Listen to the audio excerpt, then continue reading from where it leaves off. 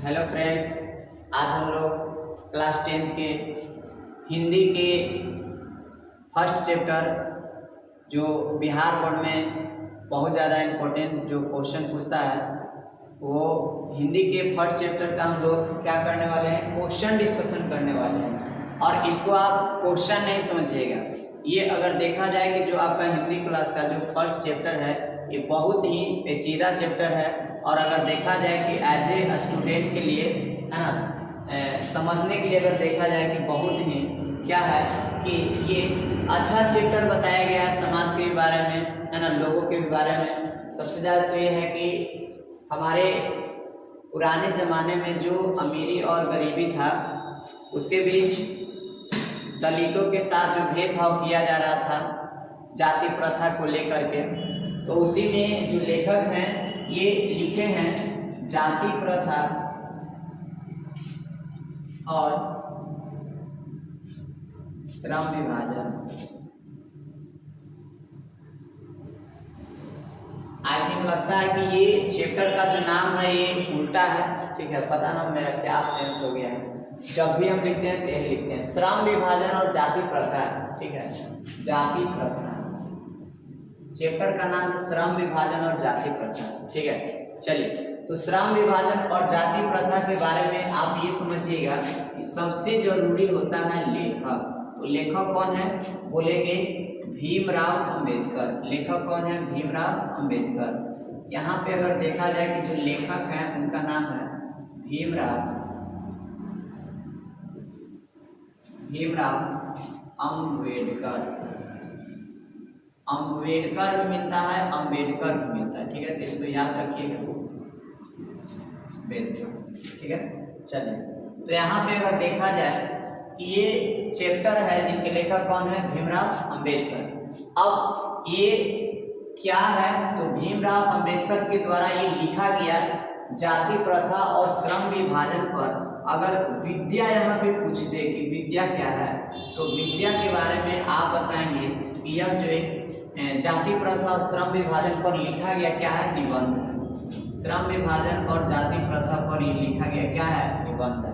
तो आपको first of all ये तीन महत्वपूर्ण बातें याद होनी चाहिए, जानकारी होनी चाहिए, ठीक है।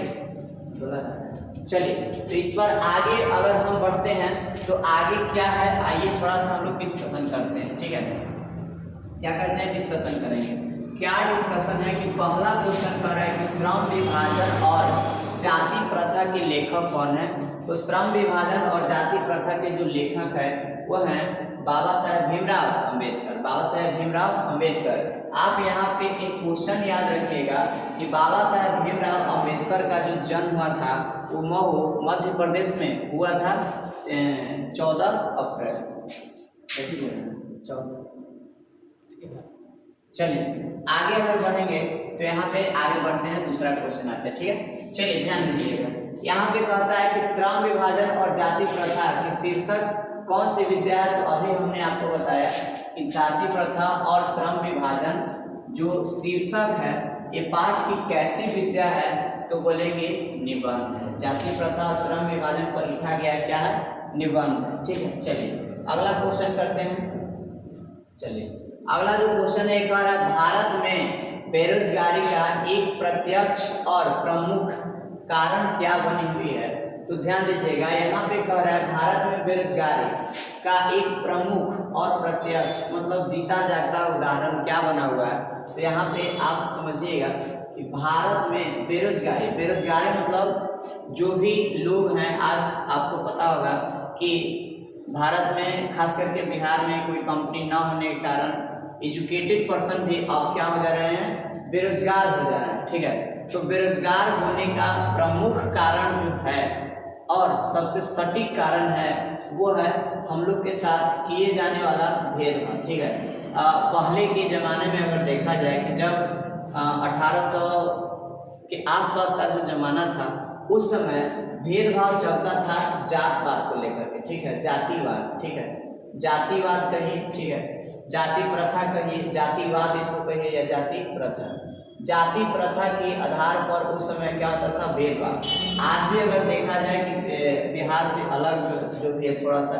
यहाँ पे भाषा के आधार पर यहाँ पे क्या हो रही है, भाषावाद या भाषा के आधार पर यहाँ पे क्या किया जा रहा है, भेदभाव किया जा रहा है। ठीक है, अभी बहुत सारे हैं जहाँ पे रंग के भी आधार पर किया जाएगा भेदभाव। आपको पता होगा गांधी जी साथ ये रंग भेदवाद की नीति देखी गई थी। तो यहाँ पे अगर देखा जाए कि भारत में बेरोजगारी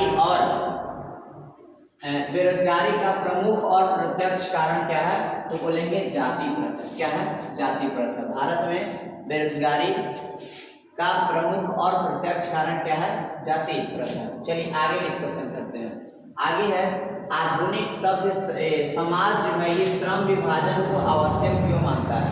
आधुनिक जो सभ्य समाज है ये श्रम विभाजन को आवश्यक।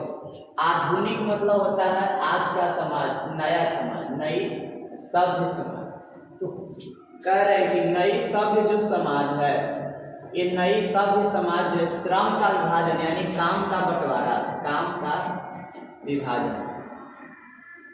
तो काम का अगर यहाँ पे देखा जाए कि विभाजन को क्यों आवश्यक मानता है। ठीक है, आधुनिक जो सभ्य समाज है ये श्रम का विभाजन क्यों आवश्यक मानता है, श्रम का विभाजन होना चाहिए, ऐसा आज का जो नया समाज है ये क्यों आवश्यक मान रहा है।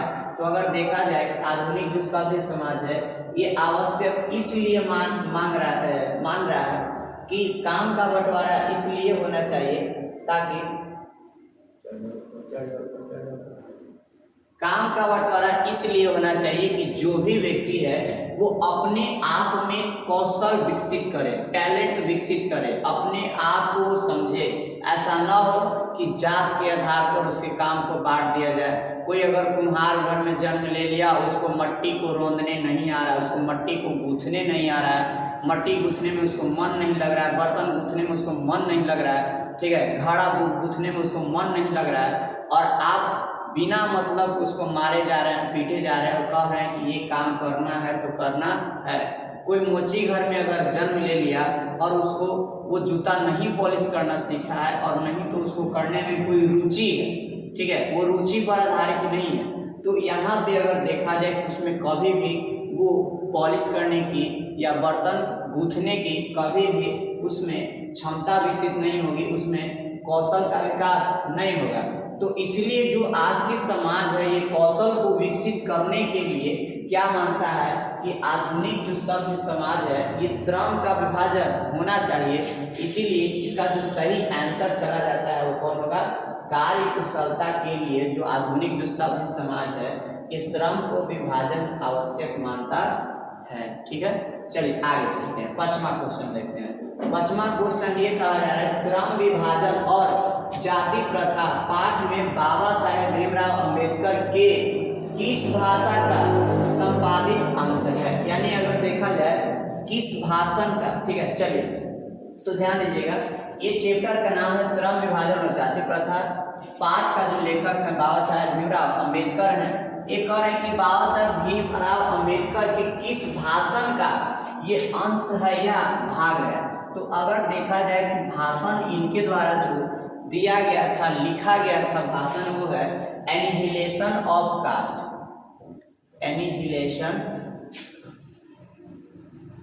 Annihilation of caste. तो एनिहिलेशन ऑफ कास्ट जो है इसको क्या किया गया था, उस भाषण के छोटा सा क्लिप यहाँ पे लिखा गया श्रम विभाजन और जाति प्रथा। और श्रम विभाजन और जाति प्रथा ये जो लिखा गया है यह हिंदी में, बट ये भाषण जो था ये था अंग्रेजी मीडियम में, इंग्लिश में था। ठीक है, जिसको हिंदी में ललई सिंह यादव, तो ललई सिंह यादव के द्वारा ये क्या किया गया था, अनुवाद किया गया था कुछ में हिंदी में। ललई सिंह यादव के द्वारा ये हिंदी रूपांतरित किया गया था। तो आप ये समझ सकते हैं कि श्रम विभाजन और जाति प्रथा के लेखक है भीमराव अंबेडकर, और वहाँ जो भाषण दिया गया था वो क्या था, एनिहिलेशन ऑफ कास्ट। उसी से छोटा सा एक क्लिप है जिसका नाम है श्रम विभाजन और जाति प्रथा। चलिए आगे चलिए, अगला जो क्वेश्चन है कह रहा है कि ये कह रहा है भारत में बेरोजगारी का प्रमुख कारण क्या है।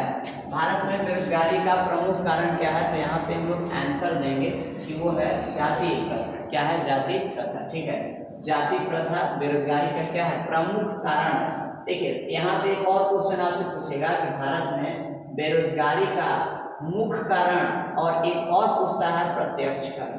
तो प्रत्यक्ष कारण और मुख्य कारण क्या है? तो बोलेंगे जाति प्रथा। ठीक है, चलिए आगे बढ़ते हैं। अगला क्वेश्चन है वो है बाबा साहेब भीमराव अंबेडकर का जो जन्म हुआ था, बाबा साहेब भीमराव अंबेडकर का जो जन्म हुआ था, तो जन्म के अगर बारे में पूछेंगे कि बाबा साहेब भीमराव अंबेडकर का जो जन्म हुआ था वो 14 अप्रैल 1891 ईस्वी में मध्य प्रदेश, ठीक है, तो मध्य प्रदेश में एक स्थान था जिसका नाम था महू। क्या नाम था? महू। तो महू ये कहाँ पड़ता है? मध्य प्रदेश में। ठीक है, और मध्य प्रदेश में किनका जन्म हुआ था? तो बोलेंगे 14 अप्रैल 1891 में बाबा साहेब भीमराव अंबेडकर का जन्म हुआ था। और किस परिवार में? तो याद रखिएगा यहाँ पे एक देता है ऑप्शन दलित परिवार। कौन सा परिवार? दलित परिवार में इनको जन्म हुआ था। दलित मतलब कहने का मतलब डोम, या आप कहिएगा क्या? महार जाति। ठीक है, चलिए तो आगे चलते हैं। ठीक है, चलिए अगला क्वेश्चन है कि आदर्श समाज स्वतंत्रता, समानता, भ्रातृत्व पर आधारित होगा, यह किसने कहा? देखिए आदर्श समाज कहने का मतलब ना अच्छा समाज, अच्छा समाज। ठीक है, अच्छा जो समाज है, आप खुद सोचिए कि अच्छा समाज क्या होता है? तो अच्छा समाज वही न है जिकरा में स्वतंत्रता है, अच्छा समाज वही न है जिकरा में समानता है, अच्छा समाज वही है जिसमें क्या है? भ्रातृत्व की भावना है। समाज कहते किसको है? तो आपको ये पता होना चाहिए कि व्यक्तियों के समूह को समाज कहते हैं, व्यक्तियों के समूह को समाज कहते हैं। ठीक है, तो ये व्यक्तियों का समूह है, न कि गाय भैंस का, जानवर का। तो गाय भैंस का, जानवर का नहीं, अर्थात यहाँ पे ये कह रहा है कि व्यक्ति का स्वभाव अलग होता है, गाय भैंस जानवर का स्वभाव क्या अलग होता है। तो कह रहा है कि व्यक्तियों का समूह को हम लोग क्या बोलते हैं? समाज। तो आदर्श समाज कौन होगा? तो आदर्श समाज वही होगा जिसमें सभी व्यक्ति आपस में मिलजुल कर रहेंगे, उनमें भ्रातृत्व कहने का मतलब भाईचारे की भावना रहेगी। ठीक है, एक दूसरे को ऊंच नीच नहीं मानेंगे, एक दूसरे को बड़े मतलब बड़ा जाति के आधार पर, पैसा के आधार पर, ये भाषा के आधार पर, बनावट के आधार पर, ये सब अगर ऊंच नीच नहीं मानते हैं तो उसको क्या बोलेंगे? समानता। सब एक जैसा है, बराबर है, उसको हम लोग क्या बोलेंगे? समानता। स्वतंत्रता कहने का मतलब यह है कि सब एक दूसरे से स्वतंत्र रहे। ऐसा ना कि कोई हमें अगर फैसला लेना हो तो हम फलाना बाबू पर एकदम निर्भर है कि अब वही कहेंगे ऐसे होगा। ठीक है, तो आज आदर्श समाज ये होनी चाहिए कि सभी के पास फैसला लेने की आज़ादी होती है। ठीक है, स्वतंत्रता होती है, बोलने की आज़ादी होती है। तो आदर्श समाज वो है जिसमें स्वतंत्रता, समानता, भ्रातृत्व की भावना होती है। और ये बात सबसे पहले किन्होंने बताया था? ये बात बताया था बाबा साहेब भीमराव अम्बेडकर ने, बाबा साहेब भीमराव अम्बेडकर ने। चलिए तो आगे चलते हैं। अगला जो क्वेश्चन है वो ये है कि भारत में जाति प्रथा का मुख्य कारण क्या है? शायद ये रिपीटेड क्वेश्चन है। जाति प्रथा का मुख्य कारण क्या है? तो जाति प्रथा यहाँ पे जो भी दिया है वो हो जाएगा क्या? बेरोजगारी। ठीक है, तो बेरोजगारी, जाति प्रथा का मुख्य कारण क्या है? बेरोजगारी। जाति प्रथा के मुख्य कारण यानी बेरोजगारी किसके कारण आ रहा है? तो जाति प्रथा के कारण बेरोजगारी आ रही है। ठीक है, चलिए आगे बढ़ते हैं।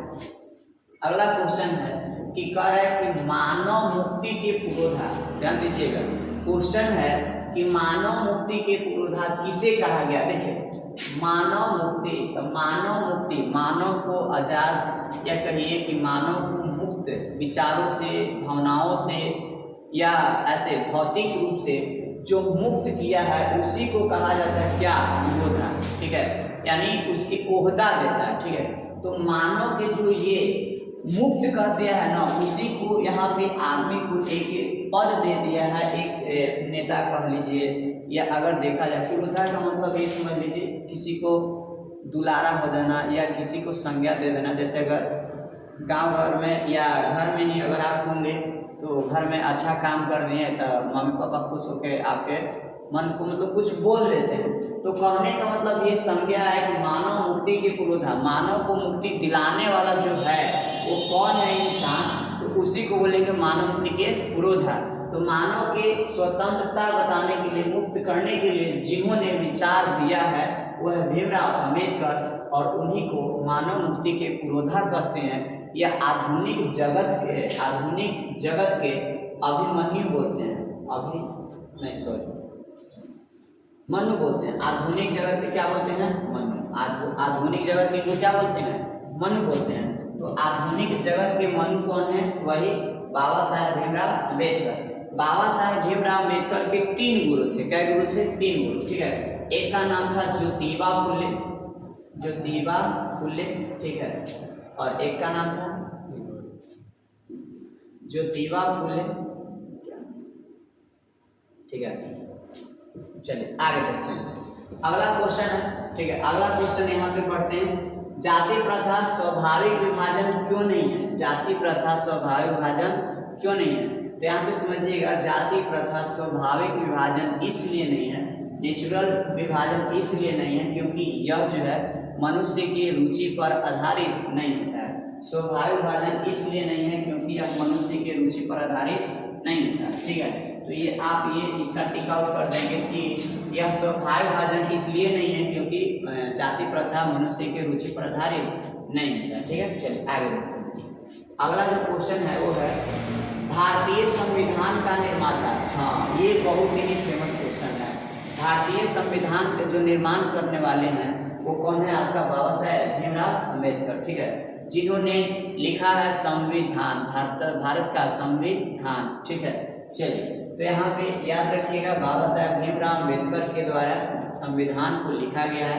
और ये कहते हैं कि तू एक नहीं 10 संविधान को जला दो, फिर भी हम इतना मतलब माइंड में हम इतना लिख चुके हैं उसको कि एक नहीं 10 बार भी जलाओगे, 100 बार भी जलाओगे, फिर भी हम क्या कर सकते हैं? लिख सकते हैं। इसको आप याद रखिएगा, बाबा साहेब भीमराव अम्बेडकर के द्वारा भारत का संविधान लिखा गया है। चलिए, बाबा साहेब भीमराव अम्बेडकर का जन्म किस राज्य में हुआ था? तो याद रखेंगे मध्य प्रदेश में। मध्य प्रदेश के कौन सा भाग में, ठीक है, कौन सा स्थान पर? तो वहाँ पे याद रखेगा मऊ, ठीक है। चलिए आगे बढ़ते हैं। अगला जो क्वेश्चन है वो है कि श्रम विभाजन और जाति प्रथा के लेखक कौन है? तो ये आपको फट से बोल देना चाहिए कि बाबा साहेब भीमराव अम्बेडकर, ठीक है। चलिए आगे बढ़ते हैं। बाबा साहेब भीमराव अम्बेडकर का जो जन्म हुआ था वो किस परिवार में हुआ था? दलित परिवार में, ठीक है। किस परिवार में हुआ था? दलित परिवार में। चलिए आगे बढ़ते हैं। अगला क्वेश्चन है, जल्दी जल्दी फटाफट क्वेश्चन कर रहे हैं। भीमराव अम्बेडकर के चिंतन एवं रचनात्मक के प्रेरक गुरु कौन थे? तो 3 गुरु थे, ठीक है, बुद्ध, कबीर और ज्योतिबा फुले। इसका आंसर क्या हो जाएगा? सही, बुद्ध, कबीर और ज्योतिबा फुले, ये इनके 3 प्रेरक गुरु थे। चलिए आगे बढ़ते हैं। अगला जो क्वेश्चन है ये कह रहा है, हु आर सुखराज किनकी रचना है? तो देखिए, ज्यादातर इंग्लिश मीडियम में अगर रचना आएगा तो वो सब के सब आप आंख मूंद करके मारिएगा भीमराव अम्बेडकर। यहाँ इंग्लिश वर्ड आ गया हु आर, ठीक है। तो हु आर सुखराज, ठीक है, इनके लेखक कौन है? भीमराव अम्बेडकर। जैसे द अनटचेबल हो गया, ठीक है, द अनटचेबल हो गया, भीमराव अम्बेडकर है। और अगर यहाँ पे देखा जाए कि द अनटचेबल हो गया, हु आर सुखराज हो गया, ठीक है, मैकनिस, ये सब अगर इंग्लिश वर्ड आ जाएगा तो राइटर कौन है? आपका भीमराव अम्बेडकर, ठीक है। चलिए आगे बढ़ते हैं। अगला जो क्वेश्चन है वो है, भीमराव अम्बेडकर किसके प्रोत्साहन पर उच्च शिक्षा के लिए न्यूयॉर्क चले? ठीक है, तो याद रखिएगा कि बाबा साहेब भीमराव अम्बेडकर जो है ये बड़ौदा नरेश कहिए, बड़ौदा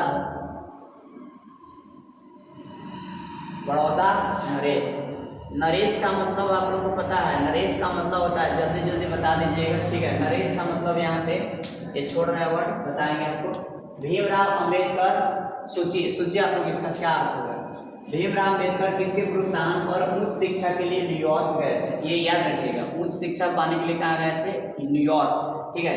तो नरेश का मतलब होता है राजा, नरेश का मतलब क्या होता है? राजा, ठीक है। तो कहाँ के राजा? बड़ौदा के, ठीक है। तो बड़ौदा के राजा के प्रोत्साहन पर इन्होंने हायर एजुकेशन के लिए कहाँ गया था? न्यूयॉर्क पढ़ने गए थे, ठीक है, न्यूयॉर्क पढ़ने गए, ठीक है। बाबा साहेब भीमराव अम्बेडकर उच्च शिक्षा के लिए कहाँ गए थे? न्यूयॉर्क पढ़ने गए थे। किनके प्रोत्साहन पर? बड़ौदा नरेश के प्रोत्साहन पर। चलिए आगे बढ़ते हैं। अगला जो है 1900 देखो आगे इंग्लिश वर्ड द अनटचेबल्स किनकी रचना है? जैसे बोले इंग्लिश वर्ड आएगा तो समझ जाइएगा बाबा साहेब भीमराव अम्बेडकर। चलिए आगे बढ़ते हैं। अगला है किसे बाबा साहेब के नाम से जाना जाता है? किसे बाबा साहेब के नाम से जाना जाता है? तो वह है आपके भीमराव अम्बेडकर। भीमराव अम्बेडकर को बाबा साहेब भीमराव अम्बेडकर कहा जाता है, या आधुनिक जगत के मनु कहा जाता है, या क्या कहा जाता है? मानव मुक्ति के पुरोधा। ये तीन वर्ड याद रखेंगे, ठीक है। बाबा साहेब याद रखिएगा, ये पहला बात हो गया। दूसरा बात, इनको और किस नाम से जाना जाता है? तो आप ये याद रख सकते हैं कि इनको बोलते हैं मानव मुक्ति के पुरोधा। मानव मुक्ति के पुरोधा। और तीसरा आधुनिक जगत के मनु। आधुनिक जगत के मनु।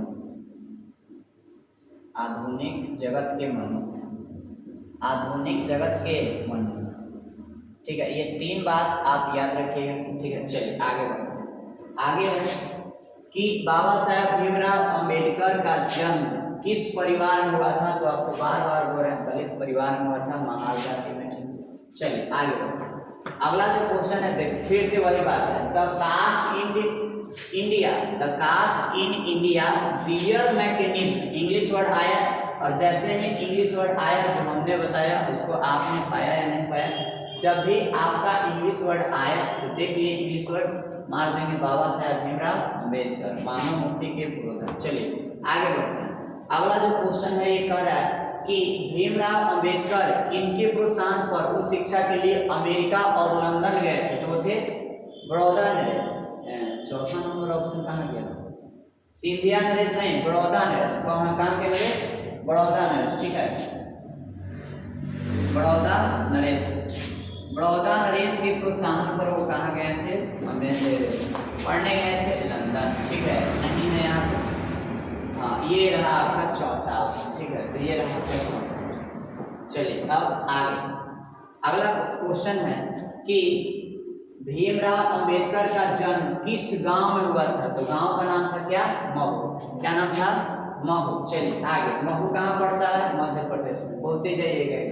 अगला है कि भीमराव अम्बेडकर का माता का नाम। तो भीमराव अगर देखा जाए कि भीमराव अम्बेडकर के जो माता का नाम था वो क्या था? वो था भीमाबाई, कुंती बाई। चलिए क्या था भीमराव अम्बेडकर का नाम? इसको छोड़ देते हैं, आप लोग के आधार पर रहेगा, ठीक है। चलिए आगे बढ़ते हैं। चलिए अगला क्वेश्चन है, फिर वही क्वेश्चन है। डॉक्टर भीमराव अम्बेडकर उच्च शिक्षा के लिए कहाँ गए थे? तो वो गए थे न्यूयॉर्क और अमेरिका, ठीक है। न्यूयॉर्क और अमेरिका। अगला क्वेश्चन है, यहाँ पे भीमराव अम्बेडकर के कितने प्रेरक गुरु थे? ठीक है, तो प्रेरक गुरु कौन थे? तीन थे, बुद्ध, कबीर और ज्योतिबा फुले। बुद्ध, कबीर और ज्योतिबा फुले। चलिए अगला क्वेश्चन है, भीमराव अम्बेडकर ने किस पत्रिका का संपादन किया? तो देखिए याद रखिएगा भीमराव अम्बेडकर, ये क्वेश्चन बहुत ही बिहार बोर्ड के लिए फेमस है। ये क्वेश्चन आपको कहता है कि किस पत्रिका का संपादन किए? तो वो किताब का मतलब पत्रिका का नाम था बहिष्कृत भारत। बहिष्कृत भारत। तो बहिष्कृत एक प्रकार का पत्रिका है जिनके अगर देखा जाए कि लेखक कौन है? भीमराव अम्बेडकर। चलिए अगला क्वेश्चन, मूक नायक। यहाँ पे भी देखिए मूक नायक एक प्रकार का क्या है? तो मूक नायक एक प्रकार का पत्रिका है। मूक नायक एक प्रकार का क्या है? पत्रिका, जिनके लेखक कौन है? भीमराव अम्बेडकर। चलिए आगे बढ़ते हैं। मूक नायक एक प्रकार का क्या है? पत्रिका। चलिए आगे बढ़ते हैं। भीमराव अम्बेडकर की मृत्यु कब हुई थी? तो भीमराव अम्बेडकर की जो मृत्यु हुई थी 1900। आगे बढ़ते हैं। अगला क्वेश्चन है जाति पाति तोड़क। ध्यान दीजिएगा, यहाँ पे कह रहा है कि जाति पाति तोड़क मंडल जो है ना कहाँ होना था? तो ये एक प्रकार का अगर देखा जाए कि समारोह था जो लाहौर में होने वाला था। कहाँ होने वाला था? लाहौर में, शायद 1832 ईस्वी में, नहीं 1932 ईस्वी में। कहाँ पे? जाति पाति तोड़क आंदोलन होने वाला था 1932 ईस्वी में लाहौर में होने वाला था, ठीक है, जिसमें ये भाषण दिया गया था, इनके द्वारा दिया गया था, जो भाषण था एनिहिलेशन ऑफ कास्ट, ठीक है। तो चलिए आगे बढ़ते हैं। भीमराव अंबेडकर की मृत्यु कहाँ हुई थी? तो भीमराव अंबेडकर की मृत्यु अपने दिल्ली शहर में थी। कहाँ हुई थी? दिल्ली शहर में, ठीक है। भीमराव अंबेडकर की मृत्यु कहाँ हुई थी? दिल्ली में। चलिए आगे बढ़ते हैं। अगला क्वेश्चन है जाति पाति तोड़क मंडल कब हुआ था? जाति 1936 में। कब हुआ था? 1936 में। यहाँ पे जो क्वेश्चन आपको अभी ये बताएं, इसमें जाति पाति जो तोड़क ये हुआ था, कब हुआ था? 1936 में हुआ था, ठीक है। चलिए इसको भी याद रखें। आगे कहाँ हुआ था? जाति पाति तोड़क जो मंडल हुआ था 1936 में हुआ था। कहाँ हुआ था? लाहौर, ठीक है। कहाँ हुआ था? लाहौर। चलिए आगे बढ़ते। अगला जो क्वेश्चन है वो है एनिहिलेशन ऑफ कास्ट को हिंदी में रूपांतरित कौन किए थे? तो एनिहिलेशन ऑफ कास्ट को हिंदी में जो रूपांतरित करने वाले हैं वो है ललय सिंह यादव, ठीक है। ये एनिहिलेशन ऑफ कास्ट किनकी रचना है? वहाँ पे याद रखेंगे बाबा साहेब भीमराव अम्बेडकर। कैसी रचना है? इंग्लिश है, ठीक है। एक प्रकार का क्या है? भाषण है, ठीक है, भाषण है। यहीं से लिया गया आपका जाति प्रथा और श्रम विभाजन चैप्टर, ठीक है। चलिए आगे बढ़ते हैं। हाँ, ये इंग्लिश वर्ड है जेनेसिस एंड डेवलपमेंट। किनकी रचना है? इंग्लिश वर्ड है genesis and development Bhimrao Ambedkar की। आगे बढ़ जाते हैं। अगला है फिर से वही द अनटचेबल। किनकी रचना है? फिर से इंग्लिश वर्ड आ गया, तो बार बार बोल रहे हैं इंग्लिश वर्ड आएगा। जैसे ही 10वां के लिए खाली बता रहे हैं, 10वां के लिए जैसे इंग्लिश ज्यादा वर्ड आएगा आप भीमराव अंबेडकर को लगाइएगा, ठीक है। चलिए आगे क्वेश्चन है who are Shudras. English word Bhimrao Ambedkar. Who are Shudras English word Bhimrao Ambedkar. चलिए आगे बढ़ते हैं। बुद्धिज्म फिर से English word, Buddhism and communism फिर से इंग्लिश वर्ड। तो इंग्लिश वर्ड है तो कौन? बाबा साहेब भीमराव अंबेडकर। चलिए आगे बढ़ते हैं। फिर से वही Buddhism and his Dhamma, English word Bhimrao Ambedkar. चलिए आगे और क्वेश्चन है थॉट। फिर से वही थॉट्स ऑफ लिग्यूटिस स्टेट। फिर से इंग्लिश वर्ड आ गया। जैसे ही आप इंग्लिश वर्ड देखें आंसर होगा आपका क्या? बाबा साहेब भीमराव अंबेडकर, बाबा साहेब भीमराव अंबेडकर। चलिए आगे बढ़ते हैं। द राइट्स फिर से इंग्लिश वर्ड आ गया। The rights and fall the Hindu women. किनकी रचना है? बाबा साहेब भीमराव अंबेडकर। चलिए आगे बढ़ते हैं। अगला जो क्वेश्चन है और क्वेश्चन है एनिहिलेशन ऑफ कास्ट। किनकी रचना है? भीमराव अंबेडकर के। आगे बढ़ते हैं। चलिए 43वां नंबर क्वेश्चन। हाँ, ये काम वाली बात है। करा अंबेडकर का हिंदी के कितने खंडों में प्रकाशित हुई है? कितने खंडों में प्रकाशित हुई? ठीक है, ध्यान दीजिएगा। ये अंबेडकर का जो हिंदी वांग्मय है, वांग्मय, ठीक है, तो हिंदी जो वांग्मय है जिसको बिहार सरकार, भारत सरकार जो है मान्यता दिया था, तो हिंदी का जो वांग्मय है, इनका जो वांग्मय है वो 21 खंडों में विभक्त है। 21 अलग अलग खंडों में क्या है? प्रकाशित हुआ है। 21 अलग अलग खंडों में प्रकाशित हुआ है। तो आप इसको याद रखेंगे कि संपूर्ण वांग्मय कितने खंड में है? तो बोलेंगे 21 खंड में। ठीक है, कितने खंड में? 21 खंड में। चलिए आगे बढ़ जाते हैं। इसका आंसर क्या आ जाएगा? 21 खंड। कितने? 21 खंड में। चलिए आगे है अंबेडकर के अनुसार भाईचारे का वास्तविक स्वरूप। अंबेडकर के अनुसार भाईचारे का वास्तविक स्वरूप, भाईचारा कैसा होना चाहिए? क्या वो शहद की तरह होना चाहिए? शहद अपने आप में खाली होता है, ठीक है, ये मतलब ये शहद एक तरह से अगर देखा जाए कि ठोस भी हो सकता है ना, तो यहाँ पे देखो शक्कर और पानी के जैसा, तो शक्कर और पानी के जैसा भी नहीं होनी चाहिए। अगर यहाँ पे देखा जाए कि अकॉर्डिंग टू भीमराव अम्बेडकर के अनुसार देखा जाए कि भाईचारे कैसे होने चाहिए, तो सच्ची भाईचारे ऐसी होनी चाहिए जैसे मान लीजिए कि अगर एक दूसरे को इस प्रकार से घुल मिल के रहना चाहिए कि एक दूसरे की प्रकृति पता चले, लेकिन ये नहीं पता चले कि दोनों घुलल मिलल है। अर्थात कहने का मतलब ये कैसे होनी चाहिए? तो दूध और पानी के मिश्रण की तरह, जिसको जिसमें घुलो उसमें घुल जाए। ठीक है, चलिए तो इसको याद रखिएगा।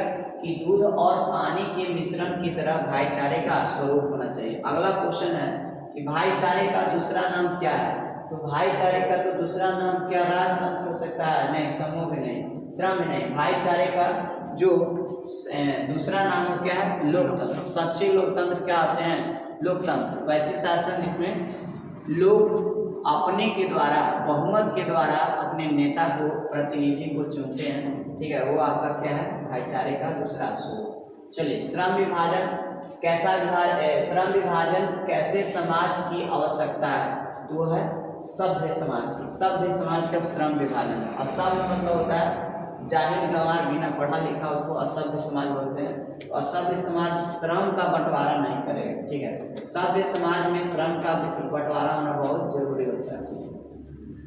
बाबा साहेब भीमराव अम्बेडकर के अनुसार आदर्श समाज किसे कहा जाता है? तो बाबा साहेब भीमराव अम्बेडकर के अनुसार आदर्श समाज वह है जो समानता पर आधारित हो, बंधुत्व अर्थात भाईचारे हो, स्वतंत्रता हो, एक दूसरे से सब क्या हो? स्वतंत्र हो। तो इनमें से आपका जो सही कथन है कौन हो जाएगा? सब। चलिए आगे, जाति प्रथा श्रम विभाजन के साथ साथ कैसा रूप लिए हुए? तो श्रम विभाजन के साथ साथ अगर देखा जाए कि ये श्रमिक विभाजन का भी ये रूप लिए हुए है। जाति प्रथा श्रम विभाजन यानी काम के साथ साथ क्या कर रहा है ना, कि मजदूरों को बांट दे रहा है, मजदूरों का बंटवारा कर दे रहा है, ठीक है। श्रम विभाजन के साथ साथ ये देखा जा रहा है मजदूरों को अलग अलग बांट दे रहा है। आईटी सेक्टर में काम करने वाला अलग है, ठीक है। टीचिंग प्रोफेशन में काम करने वाला अलग है, रोड पर काम करने वाला अलग है, ठीक है। जो झुग्गी झोपड़ी में रहते हैं वो अलग है।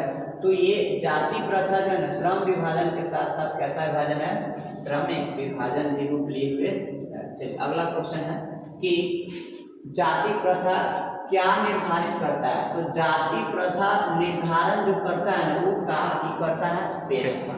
जाति प्रथा जो है ये गर्भ से ही, ठीक है, जब बच्चा गर्भ में पलने लगता है तो जाति प्रथा के अनुसार ही उसकी पेशा तय हो जाती है कि अगर कुम्हार घर में जन्म लिया तो तुमको वही काम करना पड़ेगा, मोची घर में जन्म लिया तो तुमको वही काम करना पड़ेगा। अर्थात जाति प्रथा एक ऐसी व्यवस्था थी जिसमें व्यक्ति के पेशा गर्भावस्था में ही तय कर दी जाती थी, ठीक है, जो अब खत्म हो गया। चलिए आगे है, जाति प्रथा का सबसे बड़ा दोष क्या है? तो जाति प्रथा का सबसे बड़ा दोष ये है कि यह पेशे का निर्धारित कर देता है। जाति प्रथा का सबसे बड़ा दोष ये है कि यह पेशे का निर्धारण कर देता है। चलिए आगे बढ़ते हैं। अगला जो क्वेश्चन है वो है आर्थिक पहलू से हानिकारक क्या है? तो आर्थिक पहलू से हानिकारक क्या है? जाति प्रथा। क्योंकि जाति प्रथा जब होगी तो बेरोजगारी बढ़ेगी, बेरोजगारी बढ़ेगी अर्थात हमारी अर्थव्यवस्था खराब होगा। तो आर्थिक रूप से हानिकारक कौन है? जाति प्रथा।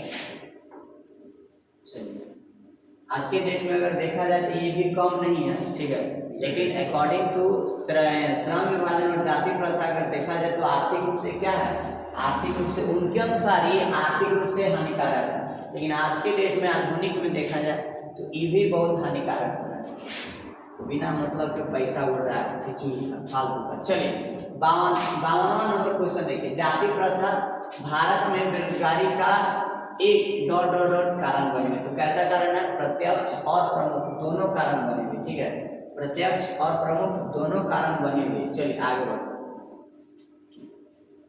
लेखक को इस युग में कहाँ विडंबना दिखाई देती है? तो देखो, हाँ, जो श्रम विभाजन और जाति प्रथा भीमराव अम्बेडकर हैं, लेखक ये विडंबना की बात करते हैं कि आधुनिक जो हमारा सभ्य समाज है इसमें भी जातिवाद के पुष्पों की कोई कमी नहीं है। अर्थात जातिवाद को सपोर्ट करने वाले बहुत सारे आज भी आपको गांव समाज में जातिवाद को पोषक मिल जाएंगे।